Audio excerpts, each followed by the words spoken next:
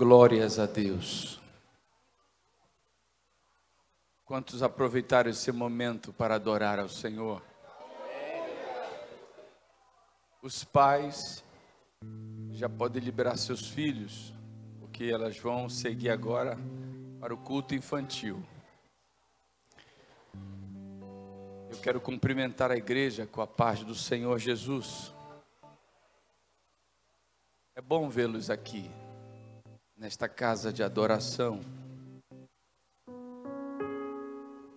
É bom ver o rosto de vocês. E é sempre bom a gente rever um rosto conhecido, antigo, como o do Rafael. Estamos muito alegres por revê-lo, meu amigo. Amigo de juventude. E nós temos hoje a alegria de já estar casados e continuarmos aqui nesta batalha, adorando ao Senhor e podendo ser instrumento de Deus para muitas pessoas. Mas aprendemos na nossa caminhada cristã que ninguém se torna instrumento nas mãos de Deus sem passar por algumas experiências dolorosas. E hoje eu quero falar um pouco sobre isso. Alguns desses momentos que a gente passa e precisa passar, porque há aprendizados que somente conseguimos abstrair, receber, quando passamos por estes momentos. Quando a gente abre o livro de 1 Samuel e começamos a ler a história de Davi, nós vamos perceber que a partir do capítulo 18 há uma mudança radical no relacionamento entre Davi e Saul. Apesar de Davi ter se empenhado em fazer algo inusitado, corajoso, um ato destemido, movido por fé em Deus. Mas o que sucedeu depois, como as pessoas utilizaram esse evento e como esse evento vai ser utilizado para mudar o coração do rei Saul. Davi, após ter matado Golias, foi aclamado pela cidade. E Saul não gostou de Davi ser elogiado muito mais do que ele. Ele ficou com ciúmes. Depois ele começou a desconfiar de Davi. Depois ele rompeu os laços de carinho, de amor que ele tinha com Davi, e por fim, ele trabalhou incessantemente para matar Davi. E quando esse dia acontece, quando Davi de fato percebe que não havia mais nenhuma dúvida a respeito da intenção de Saul de matá-lo, já tendo ele deixado muito claro em vários outros momentos, Davi fugiu do palácio e passou a viver no deserto. E no deserto ele encontrou alguns lugares que não são lugares adequados para a gente viver. Um destes lugares foi a caverna de Adulão. Nessa caverna ele encontrou outras pessoas com problemas, ou melhor, ele reuniu nesta caverna, porque acabaram encontrando em Davi alguém que entendia as dores que ele estava passando, alguém que entendia as dificuldades que eles enfrentavam. Se cercaram de Davi pessoas endividadas, pessoas em sofrimento, pessoas angustiadas, pessoas que não eram bem aceitas nas cidades.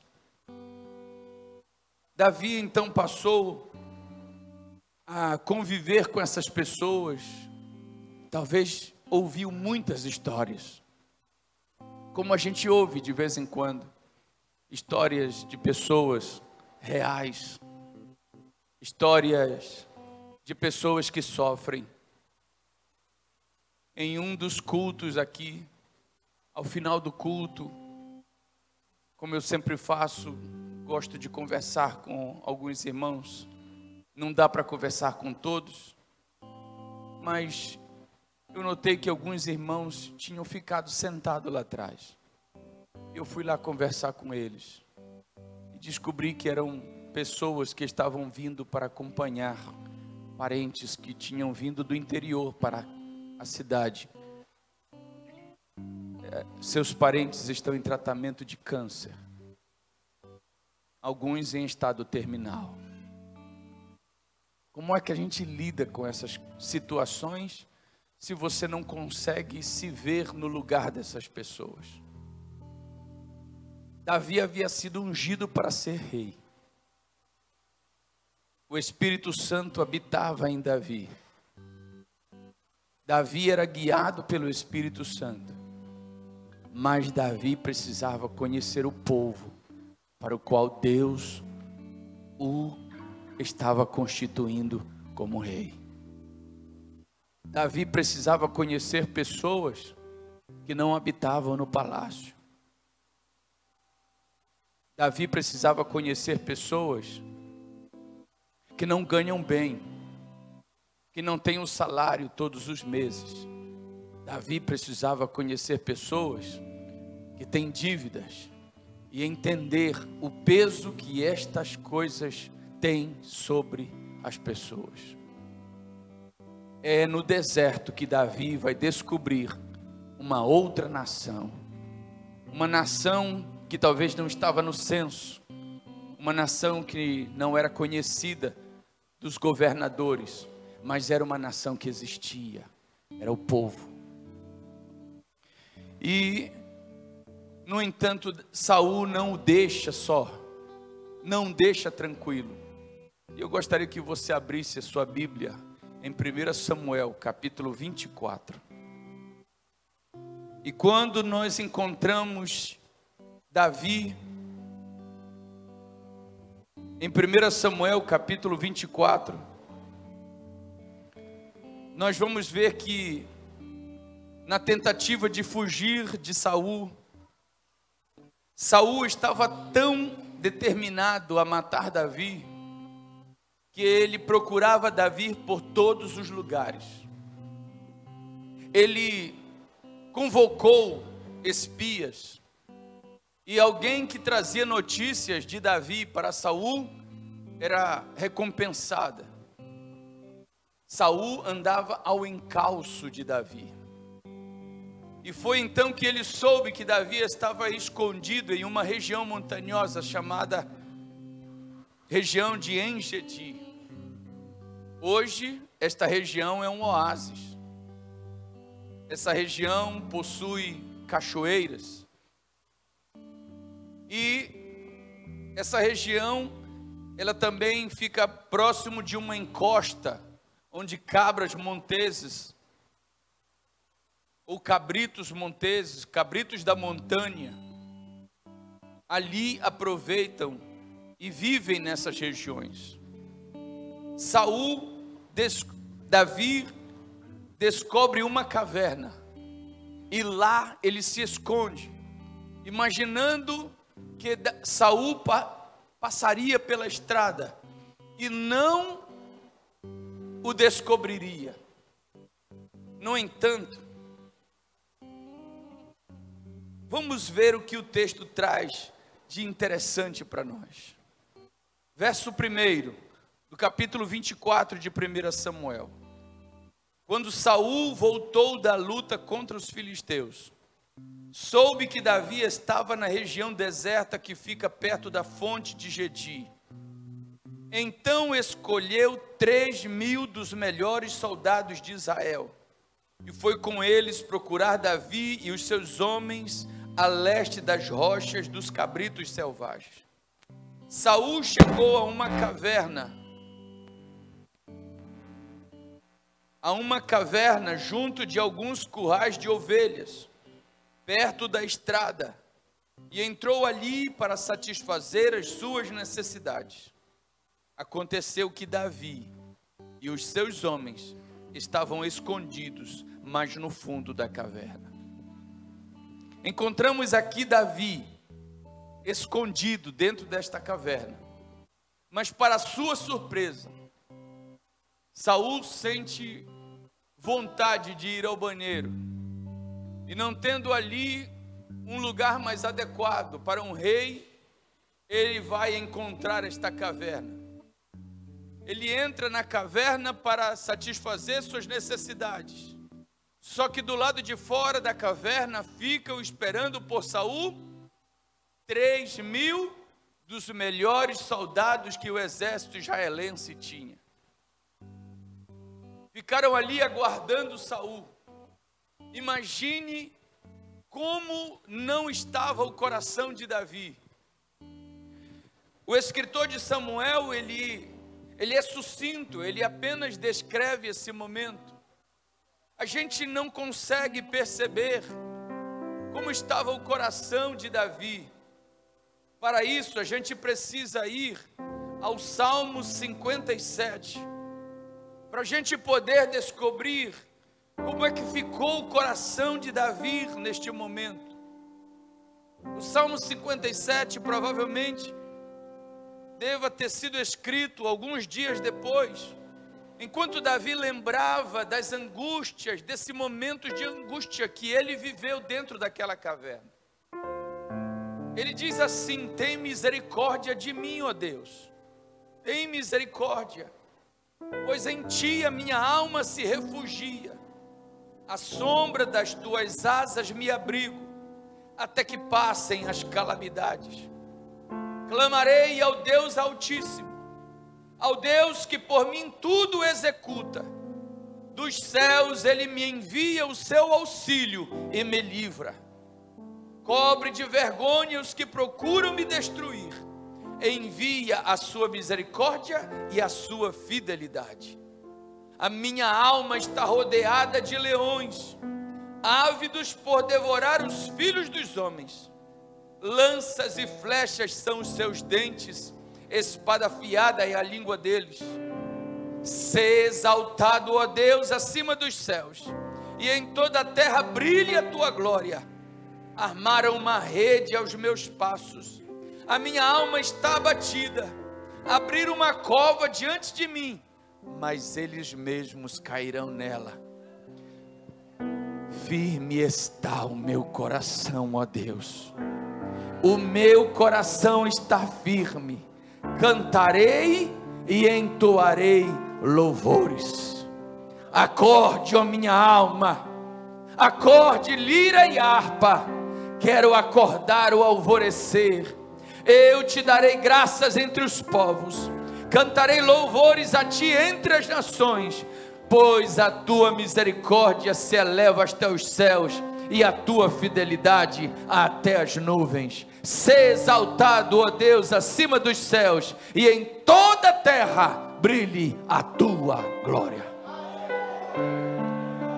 Ao mesmo tempo, a gente percebe que Davi estava aflito e angustiado,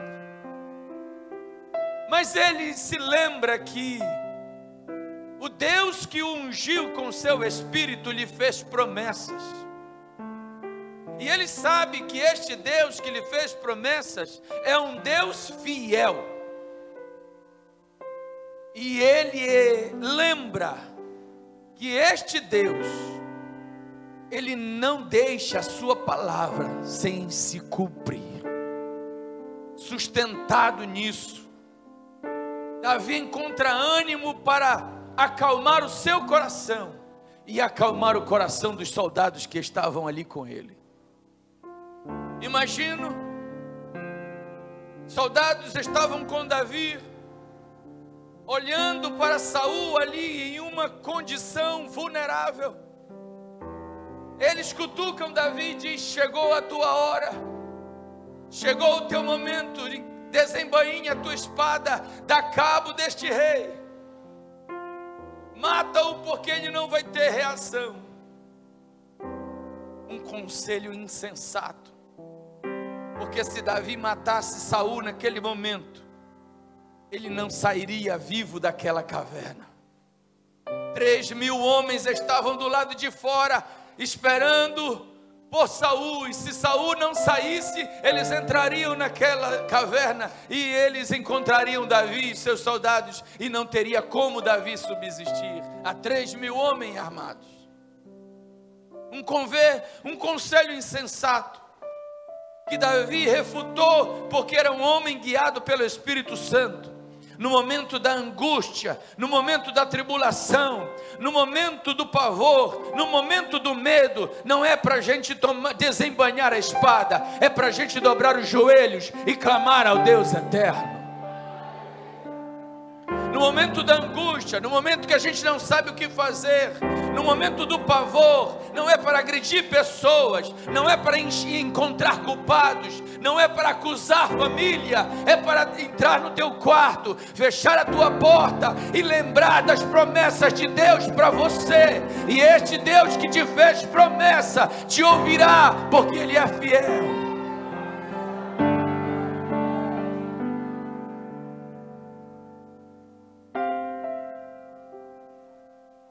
Os anos se passam, e agora a gente encontra em um outro momento, em um outro episódio, em Mateus capítulo 8, alguém que está fazendo a vontade do Pai. De novo, Jesus está com os seus discípulos no barco, atravessando o lago de Genezaré, mas no meio do percurso, o mar e o vento começam a brincar, e eles começam a se agitar. Os discípulos dentro do barco tentam de todas as formas controlar a embarcação para mantê-la em curso, mas as soluções deles não são suficientes. Então eles, desesperados, vão até onde Jesus estava, porque Jesus estava no interior da embarcação, dormindo, para mostrar para nós: é possível estar tranquilo quando a tempestade sopra, quando o mar fica revolto. É possível estar em paz, é possível ter tranquilidade, é possível ter serenidade, é possível não se agitar, é possível não entrar na onda da tribulação, é possível ficar de pé, é possível dormir, é possível descansar, é possível aguardar, é possível lembrar das canções que acalmam o nosso coração, é possível adorar no meio da tribulação, é possível louvar a Deus, é possível tocar os nossos instrumentos, é possível a gente reunir a nossa família, mesmo com os olhos cheios de lágrimas, mesmo com o coração angustiado, é possível estar dentro do barco e ainda dormir. Mas os discípulos do lado de fora, de onde Jesus estava, estavam apreensivos, e eles então vão ao encontro de Jesus e o despertam abruptamente, desesperados, e ainda o criticam: Jesus, você não se importa que a gente pereça? Estamos todos aqui desesperados e você dormindo. Jesus se levanta, igual quando o pai ou a mãe, não sei, na sua casa, quem é aquele que tem a palavra mais firme? Às vezes é a mãe. O pai é mais paciente, mais brincalhão, mais tolerante. Aí as crianças brincam, pintam e bordam. Às vezes é a mãe que é mais paciente. Fala. Mais tranquila. Cada família tem o seu jeito. Mas eu fico lembrando que Jesus saiu de dentro do quarto da embarcação, igual como o pai ou a mãe que tem a voz mais firme. As crianças estão brincando do lado de fora, fazendo barulho, brincando, coisas de criança. Bate numa coisa, cai, faz barulho. Mas a gente está lá dentro do quarto, está dormindo, está tranquilo. Mas aí de vez em quando a gente sai, porque o barulho já está aumentando, já está incomodando os avós, já está incomodando alguém. E aí a gente sai e diz: crianças, se acalmem. E quando aquele que tem a voz mais ativa fala, os filhos obedecem. Eu imagino Jesus saindo para falar com seus 2 filhos, vento e mar. Eles estão brincando do lado de fora, mas a brincadeira deles está assustando. A brincadeira deles está deixando os discípulos atemorizados. O Criador de todas as coisas está dormindo, porque sabe que do lado de fora quem está fazendo essa balbúrdia são 2 filhos deles. Ele criou o vento, ele criou o mar, ele estabeleceu, ele que sustenta. João fala que ele sustenta todas as coisas. Hebreus diz que ele é o criador e sustentador de tudo que existe. Então ele sai de dentro do quarto, ainda talvez com o olho inchado, dormindo, que estava, ele sai aqui, o que está fazendo? São meus 2 filhos que estão aqui brincando. Vento, cala-te. Mar, acalma.